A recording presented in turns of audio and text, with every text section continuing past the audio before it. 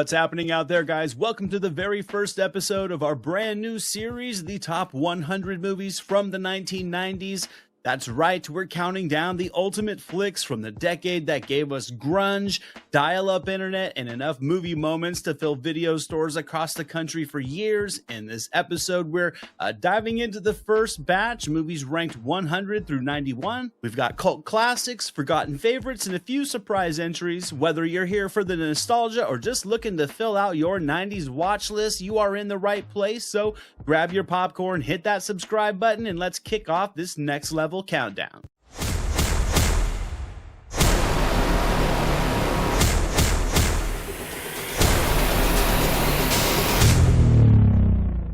First up, I have the teen comedy that made baked goods legendary. American Pie follows four high school guys on a mission to lose their virginity, starring Jason Biggs, Allison Hannigan, and Eugene Levy in a coming-of-age classic that's crude, chaotic, and weirdly heartfelt. Welcome to the film that launched 1,000 awkward teen comedies and made baked goods feel violated. This was one of the first DVDs I ever owned, and when I had my apartment and I couldn't afford cable, this one just played on repeat. It follows Jason Biggs and his friends on a desperate, clumsy, and just completely hormone-fueled quest to lose their virginity before graduation. It's raunchy, it's loud, it's oddly sincere. Yes, there's the infamous pie scene. Yes, there's Stifler, the human embodiment of Miller High Life and bad decisions, but there's also a surprisingly sweet core beneath all the gross-out gags, especially with the moments with Allison Hannigan's This One Time at Band Camp Michelle. I think Eugene Levy steals every scene as Jim's painfully supportive dad, just delivering sex ed lectures that should be banned, and yet they are kind of wholesome. And sure, some of the jokes now land with more unintentional humor, but American Pie still captures that weird mix of teenage panic and friendship and the idea that growing up is equal parts confusing and sexy. I mean, American Pie walked so every modern teen comedy could run and possibly trip over its shoelaces. This movie is crude and chaotic, somehow charming, and just perfect with a slice of apple pie.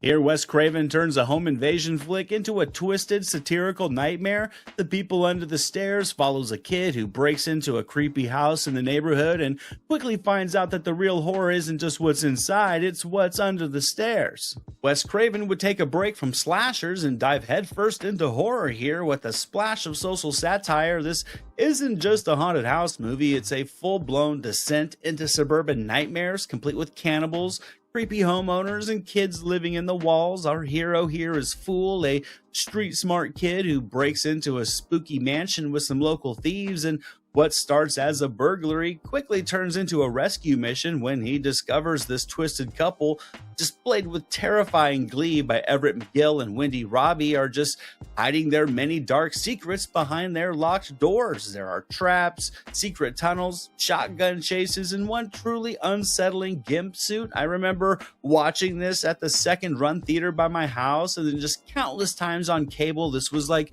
one of those teen adventure movies wrapped in a horror flick, and we all just loved it. We all had that house in our neighborhood that kind of felt like it could be the one from this movie. I think here Craven mixes horror and humor like a mad scientist, creating something both creepy and strangely enjoyable. It's bonkers in all the best ways and unlike anything else in the genre.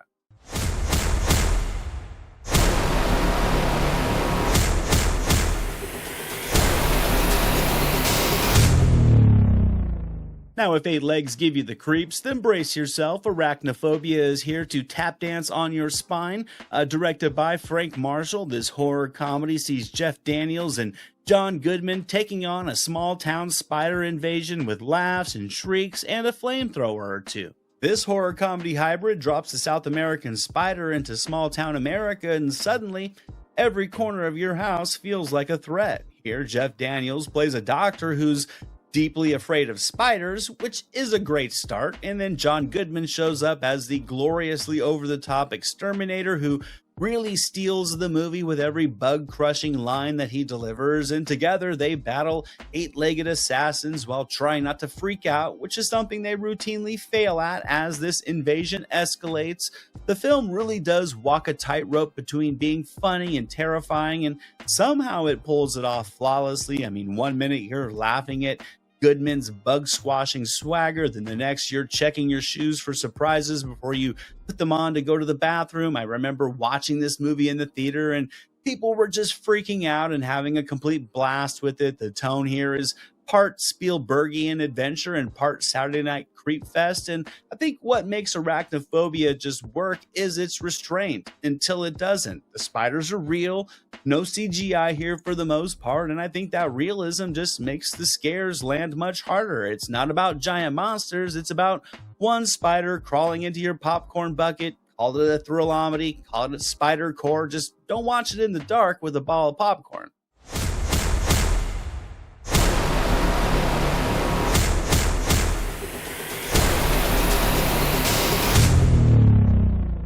Wayne's World would bring Mike Myers and Dana Carvey's beloved SNL duo to the big screen for the masses, where their public access show would soon collide with fame, capitalism, and Alice Cooper. It's a head-banging, slang-slinging ode to friendship and 90s rock culture just filled with nostalgic cameos. It would all start in a basement and somehow become a cultural phenomenon. Wayne's World, based on the SNL sketch, is a rock and roll comedy where public access TV meets corporate greed and two slackers with great hair who just want to stay true to themselves and their playlists. Myers and Carvey are Wayne and Garth, lovable dorks who speak fluent pop culture and just want to party. When their little show gets picked up by a sleazy executive played perfectly by Rob Lowe, they're thrust into the big leagues and quickly learn fame does come with strings. But what makes Wayne's World work isn't just the catchphrases. To me, it's the weird sincerity beneath the silliness. These guys genuinely love the music, they love each other, and their bizarre little world. I think Penelope Spheris' direction just nails the tone perfectly. It breaks the fourth wall, it features dream sequences with Tia Carrere, and includes a Bohemian Rhapsody headbanging scene that just basically brought Queen back from the dead. This was another movie I remember seeing in the theater and then on cable just countless times. We quoted it frequently throughout high school. It's goofy, it's remarkably quotable, and just surprisingly sweet. And Wayne's World didn't just spoof the 90s, it kind of helped define them.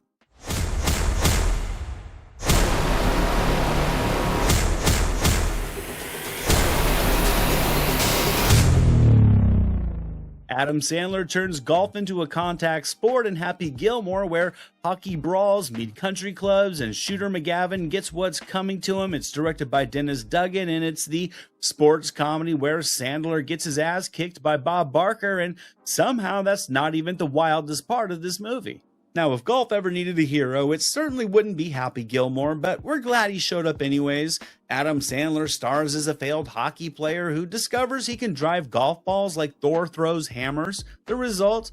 A sports comedy that's aggressively dumb and undeniably hilarious. Happy Gilmore just turns country clubs into war zones. I watched this movie so many times growing up. I would always try my Gilmore drive at the range. I actually remember cracking my friend's dad's Callaway driver and having to pay him back $150, which at the time might as well have been $1,500. Regardless, though, in this movie, Happy's temper is legendary, his swing is chaos incarnate, and his idea of golf etiquette includes throwing hands with Bob Barker and somehow losing.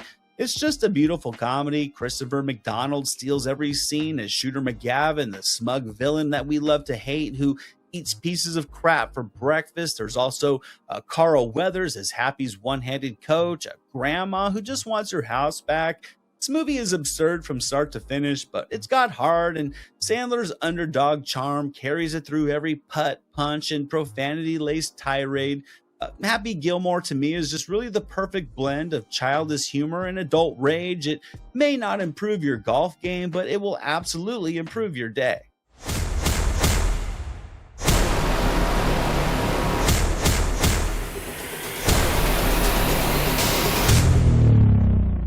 Here, James Cameron makes a love story so big, only an iceberg can sink it. In Titanic, Leonardo DiCaprio and Kate Winslet steam up the screen and capture the world's hearts as Jack and Rose, star-crossed lovers aboard the most famous shipwreck in history, and a double VHS movie that nearly every home in the country had stuffed into their cluttered entertainment centers. Here, James Cameron built a boat, crashed it into an iceberg, and created one of the most iconic romances in cinematic history. Now, I'll be honest, I was never a huge fan of this movie as a teen. I've grown to appreciate it a little bit more as I've gotten older. I do remember the second tape of the VHS copy was the better one because it's pretty much all sinking ship from there, with all the mushy stuff being swapped out with delightful chaos and just heartache and suspense. The Titanic is part historical epic, it's part teen heartache and part disaster movie, and it had enough box office power to make every other studio jealous for a decade. Leonardo DiCaprio is Jack, the scrappy artist who wins a ticket aboard the doomed ship. Kate Winslet is Rose, the wealthy fiancée with too much jewelry and not enough freedom. Together they draw naked, they dance in the steerage and fall in love right before everything turns into a giant cold swimming pool. I think the effects still hold up great. I mean, that ship breaking in half, it's brutal. The final plunge into the sea, it's chilling. Here, Cameron's eye for detail is obsessive, I think, and it really shows with just every steam pipe and life jacket. And sure, this movie gave us I'm the King of the World, and that door debate still divides the internet, but the Titanic also gave us a sweeping, tragic love story that managed to be both deeply personal and larger than life. It's the kind of film that dares you to roll your eyes, then will make you cry anyways, but we all must remember the most important aspect of this movie. Jack could have fit on that door. You know it, and I know it.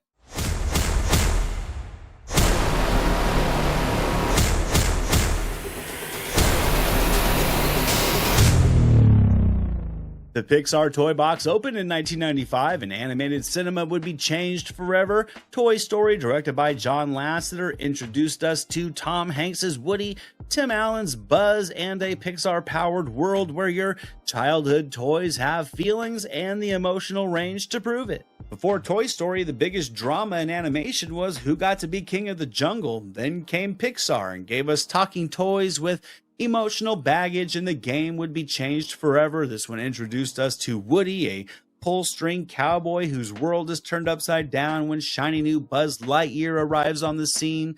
Suddenly, Woody's no longer top toy in Andy's room, and of course, he doesn't handle it well, and what follows is part buddy comedy, part existential crisis, part high-stakes toy rescue mission, and just all adventure. Woody and Buzz go from rivals to reluctant allies to best friends, and somewhere along the way you realize you're just way too emotionally invested in a plastic space ranger's friendship with a stuffed cowboy. Now, visually, Toy Story was revolutionary. It was the first full-length feature film made entirely of CGI, but to me, it's the writing, the humor, and the heart that made it a classic. From Mr. Potato Head's sass to Rex's anxious roars, every toy gets a moment. Every adult watching finds themselves unknowingly connecting back to their inner child. I've never been a huge fan of animated movies, but this one was the total package. It's not just a kids movie, it's a story about growing up and being replaced and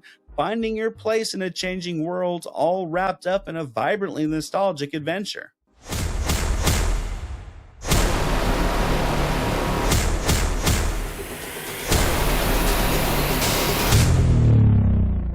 Jim Carrey trades slapstick for soul in The Truman Show, where director Peter Weir turns paranoia into art. Truman thinks his life is too perfect because it is. He's the unwitting star of a 24/7 reality show, and it's time for him to finally break free. Imagine waking up one day and realizing your whole life is a reality show. Cameras in the bathroom, fake best friends, even your wife's product placement monologues. That is The Truman Show, a deeply clever and just oddly touching dramedy starring Jim Carrey in what I'd consider to be a career-defining role for him. He plays Truman Burbank, a charming insurance salesman who starts suspecting that things are a little off. The sky doesn't quite look right. The same people walk by at the same time every day, and his wife keeps pitching kitchen goods like she's auditioning for QVC, and what follows is a slow burning unraveling as Truman just peels back the set of walls to his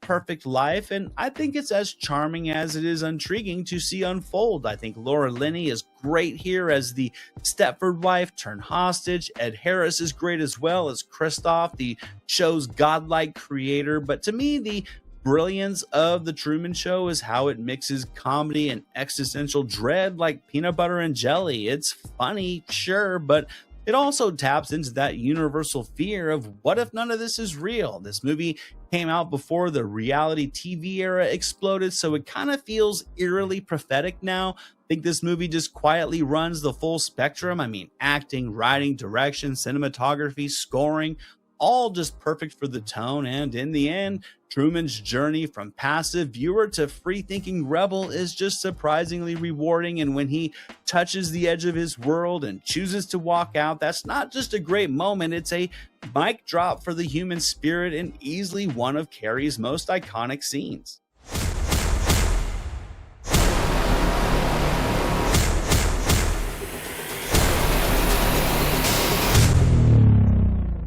In Menace to Society, the Hughes brothers deliver a gritty, no punches pulled look at life in South Central LA, following Kane and O-Dog, played with a fierce intensity by Tyrone Turner and Lorenz Tate as they try to escape the cycle of violence before it swallows them whole. Now, Menace to Society is not here to sugarcoat anything. Directed by the Hughes brothers and truly just a fearless debut, this movie opens with a liquor store scene that's as shocking as it is unforgettable, and from there it only gets more intense. Set in the neighborhoods of Watts and Crenshaw, the film follows Kane, played with what I think is a quiet complexity by Tyrone Turner. He's a teenager wrestling with survival, loyalty, and whether he's got a way out or if he's already in just too deeply entrenched in a predetermined future. Then there's Lorenz Tate as O-Dog, who gives one of the most chillingly charismatic performances in 90s cinema. He's funny, shows glimpses of charm, he's also terrifying and unpredictable, all within the same breath. He's a true cinematic wild card in this movie. The whole thing just feels dangerously real, like a documentary that forgets to turn the camera off. I think the Hughes brothers shoot this movie with just an emotionally raw power that will pull you in. There's no glamour in the violence. It's bloody, it's chaotic, it really does hurt. I remember seeing this movie in the theater and just being glued to the screen. It builds a foreboding uneasiness and leaves you with more questions than answers, and that's kind of the point. Menace to Society isn't just a hood film, it's an unrelenting kind of boots on the ground snapshot of just systemic failure, youth under pressure, and choices made with no good options. The movie that just grabs you by the collar and demands that you look, and it's certainly a lot to take in, but it's also essential viewing.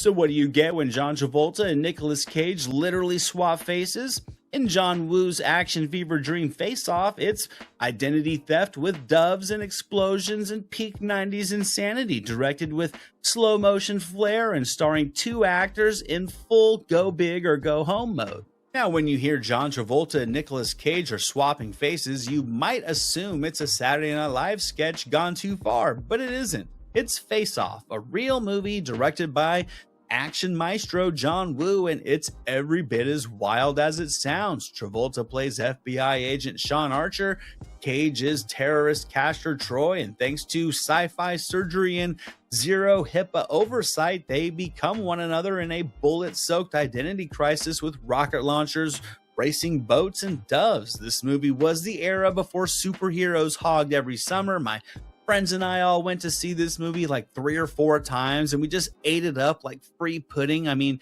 Cage was closing out his 90s action run. Travolta was on a resurgent. It had big-time stars. It had big-time action, and yet it's not just about the action. It's performance art with explosions. I mean, Cage kicks the film off with a hallelujah-enriched gusto, while Travolta tries to keep it serious, but I mean, once the face swap happens, it's game on. Travolta goes full Cage. Cage channels unhinged grief like he's trying to win an Oscar and a WWE belt. It's one of the most entertaining cases of actor role reversal in cinematic history, and John Woo directs this one like a ballet with bullets. It's got slow motion standoffs, mirrored shootouts, and a satisfying boat chase to bring it all home. It's ridiculous, it's operatic, endlessly quotable, and somehow it works. And to me, Face Off is peak 90s excess in all the best ways. And there you have it, guys. 10 unforgettable films from the 90s that spanned face-swapping lunacy, talking toys, deadly spiders, and enough teen awkwardness to fill a high school cafeteria, whether you were crying on the Titanic, or laughing at Haffy's golf rage, or just nervously checking your popcorn after arachnophobia. These movies defined a generation and proved one thing: the 90s were wild, and we loved absolutely every second of it. So if you have enjoyed this trip down memory lane, hit that like button, subscribe for more cinematic content, and just let me know down in the comments which of these movies were your favorites, which of them scarred you, which of them changed you, which of them made you laugh way harder than you thought you should have. Until the next time, party on, watch out for spiders, and remember, never trust a dessert in a teen comedy. This is Jack Burton in the Pork Chop Express, and I'm talking to whoever's listening out there. Survive a war. You gotta become war. I suppose we have to register you as a lethal weapon. You trying to say Jesus Christ can't hit a curveball?